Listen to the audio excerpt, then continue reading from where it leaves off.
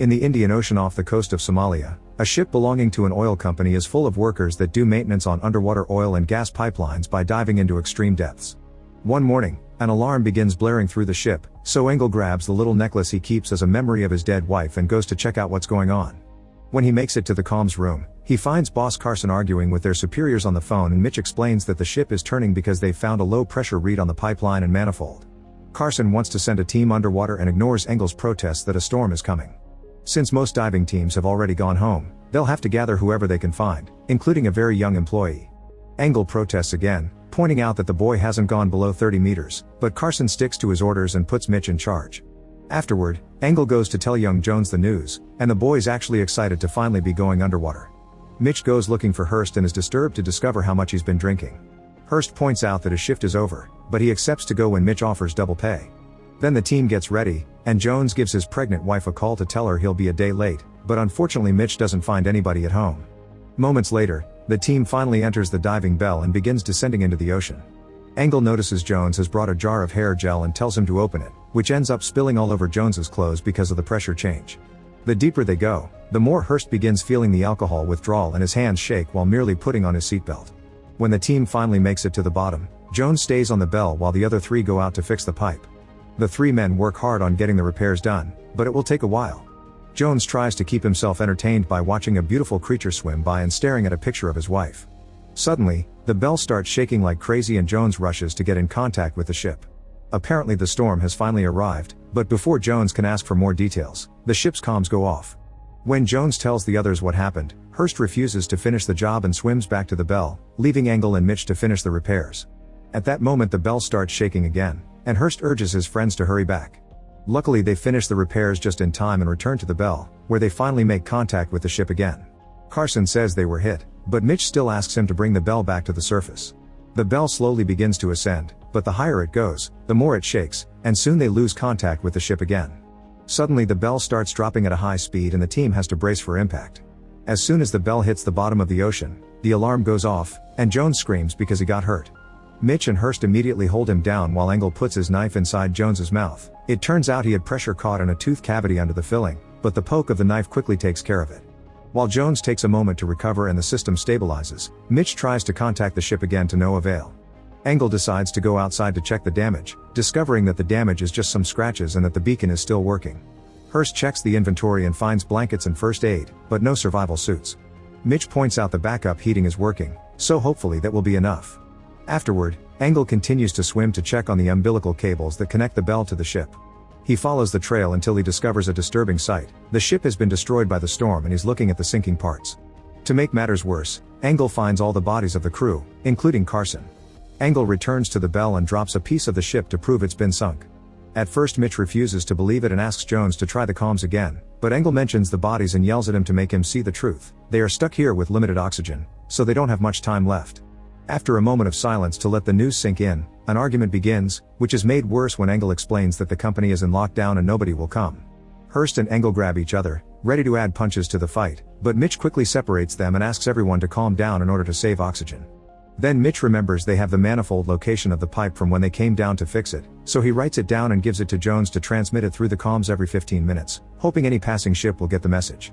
Engel thinks they should detach the clump weight to make the bell float again so they can be seen, but Mitch doesn't let him, pointing out that pressure is equalized inside and out, so if they rise it could kill them. At that moment, one of the oxygen tanks gets loose, and the bell starts losing air, so the alarm goes off again. The team rushes to get some masks, especially for Jones who isn't used to this and is already feeling dizzy. Engel also goes down because of his age and takes the other mask while Mitch stabilizes the bell and notices they've lost 2 hours of breathing gas. Another argument ensues as Hurst wants to go looking for the ship wreckage for a new tank and Engel insists on making the bell float, but Mitch insists that it's too risky and they should just wait. Jones continues to try the comms and suddenly they get an answer from a Chinese fishing ship. Unfortunately, because there aren't Chinese citizens in the bell, they refuse to offer help and hang up. Afterward, Hurst and Mitch suit up to go double check on the bell damage before they lose another oxygen tank. Engel watches them go and begins thinking about the day he was out on a trip with his now dead wife, and Jones guesses Engel has no hope of getting rescued. Meanwhile, Hurst and Mitch make sure the cylinders and the valves are well adjusted, but they also discover that there's a crane block on top of the bell. While they work on making the valves extra secure, the crane block falls and crashes against Mitch, knocking him out. Hurst panics and rushes to help him, only to discover Mitch's umbilical is snagged. He tries to detach him, but his shaking hands are having trouble, so Engel ends up jumping into the water with no suit at all. Engel's experience allows him to quickly detach Mitch from his umbilical, and together with Hurst they drag him back into the Belle. As soon as they make inside, they remove Mitch's helmet and he immediately wakes up as he takes deep breaths. Then he proceeds to scold the heck out of Hurst, saying his diving days are over because his hands are useless now that he's an addict.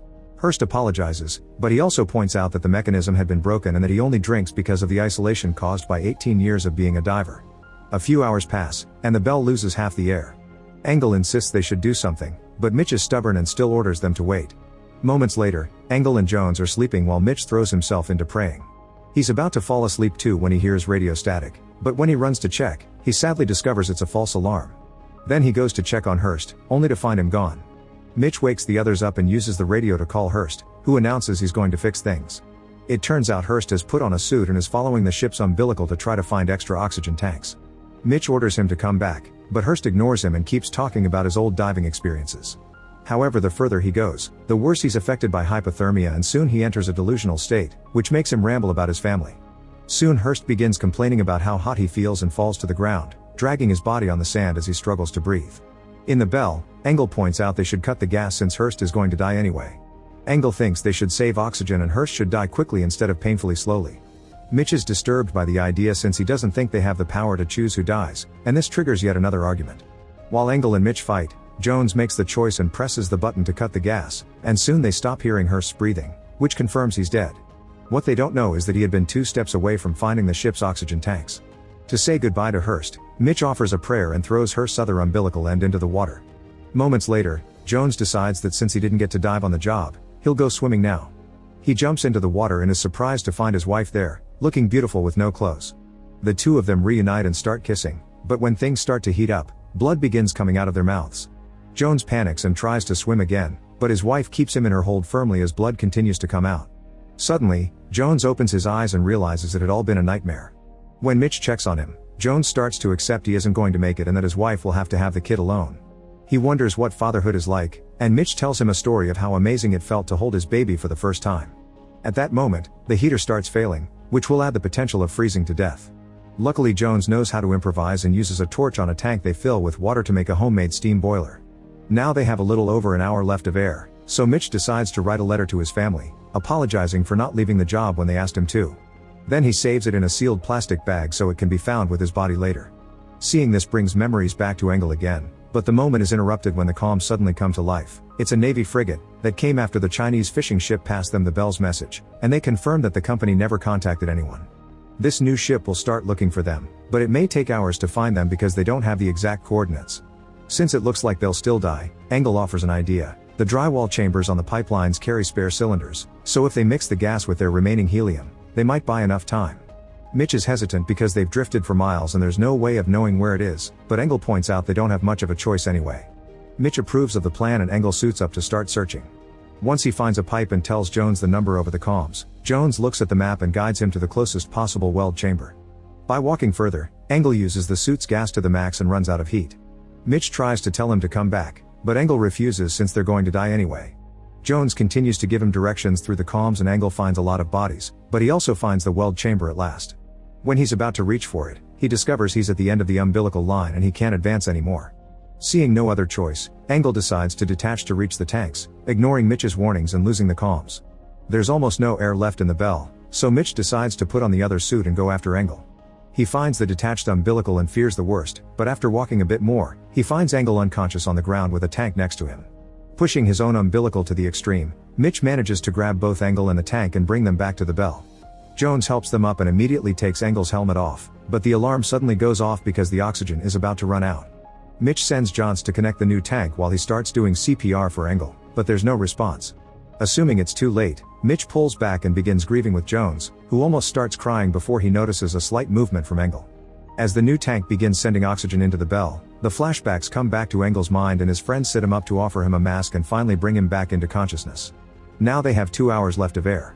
When the Navy frigate contacts them again, they inform them that they'll be in the area of their coordinates in an hour and a half, but they still need to locate the exact position because they don't have maps since the oil company has closed all communications. Mitch points out they should find the signal from the beacon, but the ship explains the sonar isn't picking it up, probably because the ship's wreckage is scattered all over the place. The Navy frigate promises to speed up their search before they hang up, and Jones says they should make the beacon float so it appears on the sonar. It's risky, but if they don't try, the beacon will get caught in the deep water currents. Mitch volunteers to go, and while he's getting ready, he gives his letter to Engel so he can give it to his family in case something happens to him. He also shares the discussion he had with his family about leaving his job, and in return, Engel explains he lost his wife in a car crash. Engel still feels guilty about it because he thinks he didn't pull hard enough to get her out of the wreckage. Afterward, Mitch grabs the beacon and begins swimming up, going as far as the umbilical lets him. Then he has to use a switch Jones made to send the beacon up, but the beacon keeps slipping away, so Mitch has to take his gloves off. At that moment, a bunch of jellyfish shows up, and they take advantage of his bare hands to start stinging him over and over, making him lose the beacon. Mitch screams in pain, but he still struggles against the little beasts and manages to recover the beacon. Then he finally presses the button and lets it float up while the jellyfish surrounds him and stings him to death. In the bell, Jones cries when they stop hearing Mitch on the comms. Engel is furious at another loss and tells Jones to cut the gas, but Jones is having a breakdown because he thinks he won't see his wife ever again. Engel has to cut the gas himself, then he grabs Jones to shake him and make him calm down, but when he throws him to the floor, Engel realizes he's losing it too and lets the boy go.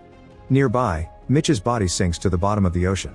Afterward, Jones takes out a knife and explains death by suffocation is too slow. If rescuers don't come in time, Engel should kill him to end things quickly, because Jones doesn't think he can do it himself. Before Engel can answer, another message from the Navy frigate comes.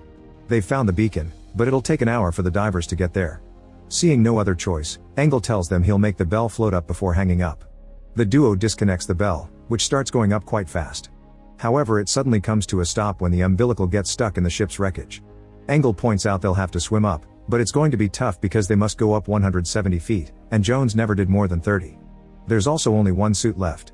Jones grabs his knife, ready to end things, but Engel announces Jones will be the one going up with the suit while he stays to accelerate the decompression, pointing out that it's better for one of them to survive than none. Engel gives Mitch's letter to Jones and gives him instructions on how to survive the dive, but Jones can't believe what's happening and demands to know why Engel is willing to do such a thing when he's the better swimmer. Engel confesses that on the day of the car crash, there was a kid in the other car, and he failed to save him too. Now he refuses to let another young person die. Accepting this, Jones puts on the suit and begins swimming up while Engel gives him instructions through the comms. The bell is starting to fill up with water, but Engel ignores it, telling Jones to expect some pain because of the pressure change. Jones starts screaming at the pain in his limbs, saying that he's scared, but Jones encourages him through it. Once Jones reaches the end of the umbilical, he takes a deep breath of air and detaches to swim the last 20 feet without the suit. This causes decompression sickness and Jones starts bleeding from the mouth, but he doesn't give up and keeps going with his remaining strength until he finally hits the surface. After floating for a few seconds, a boat sent by the Navy finally finds him and rescues him. The main ship tells Engel through the comms that Jones is fine. The air in the bell finally runs out, and since the water is almost filling it, Engel takes out his wife's necklace and decides to try one last time. He swims out of the bell and starts going up, however he can't go far without a suit and he drowns. Sometime later, Jones reunites with his wife, but it's hard for him to let go of the trauma of what he went through. Make sure to subscribe and turn on notifications so you can watch more videos like this. Thanks for watching.